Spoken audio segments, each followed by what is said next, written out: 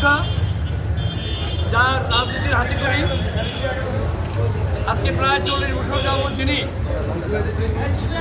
এই অঞ্চলের মাটিতে বেড়ে উঠেছেন এবং এই অঞ্চলের রাজনীতিতে যিনি বাংলাদেশ জাতীয়তাবাদী দলের তৃণমূল থেকে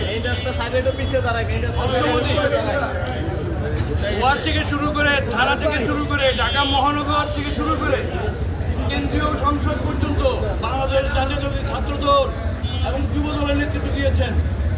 বর্তমান যিনি বাংলাদেশ জাতীয়তাবাদী দলের যিনি নির্বাহী কমিটির সদস্য হিসাবে যিনি দায়িত্ব পালন করছেন এবং যাকে 2018 সালে ধানের শীষ প্রতীকে এই ঢাকা 15 আসন থেকে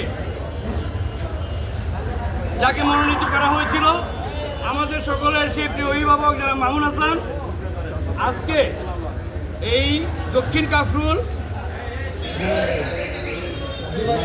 বাংলাদেশ বিমান বাহিনী জামে মসজিদ জুমার নামাজ আদায় করলেন।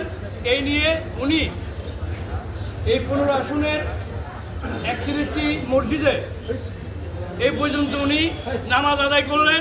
আলহামদুলিল্লাহ। আমরা সকলে একদম পরিষ্কারভাবে বলতে চাচ্ছি, আজকে এখানে সকল সমর্থক, স্থানীয় অনেক মুরব্বিয়ানগণ আপনারা দেখেছেন যে অসংখ্য মুরব্বীরা এই অঞ্চলের ওনাকে ছাড়তেই চাচ্ছেন না।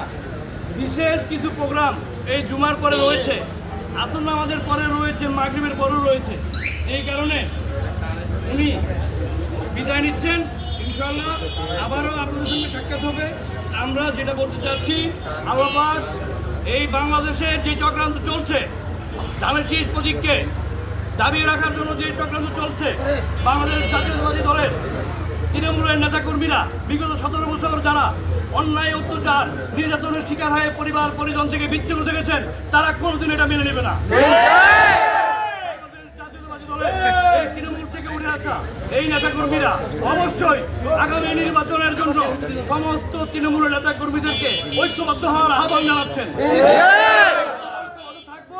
আগামীতে বাংলাদেশ জাতীয়তাবাদী দল ধানের শীষ প্রতীক যার হাতে তুলে দেবেন, আমরা তার পক্ষেই আমাদের সর্বশক্তি নিয়োজিত করব। আপনাদের সকলকে ধন্যবাদ জানাচ্ছি এবং আপনারা এই 31 দফা লিফলেট বিতরণ কর্মসূচি আপনারা চালিয়ে যাবেন এবং পাড়ায় মহল্লায় ঘরে ঘরে আপনারা ধানের শীষের পক্ষে সকলকে আমন্ত্রণ জানাবেন এবং জনাব মামুন হাসানের পক্ষ থেকে অনুরোধ করছি, আপনারা আপনাদের পরিবার পরিজন, আত্মীয় স্বজন, পাড়াপড়শি যারা রয়েছেন তাদেরকে আপনারা সালাম পৌঁছে দেবেন। অবশ্যই আমাদেরকে এমন কর্মসূচি করতে হবে যেন আগামী নির্বাচনে বিপুল ভোটে আমরা জয় লাভ করি।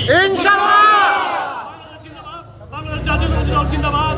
আমাদের দেশনেত্রী বেগম খালেদা জিয়া, আল্লাহ পাক তাকে পরিপূর্ণ সুস্থতা দান করুক এবং আমাদের মরহুম রাষ্ট্রপতি জিয়াউর রহমান, আল্লাহ পাক তাকে জান্নাতুল ফেরদৌস নসিব করুক। আমাদের আগামী দিনের বাংলাদেশের সবচেয়ে জনপ্রিয় ব্যক্তি তারেক রহমান পীরের বেশে অতি শীঘ্রই বাংলাদেশে ফিরে আসবে।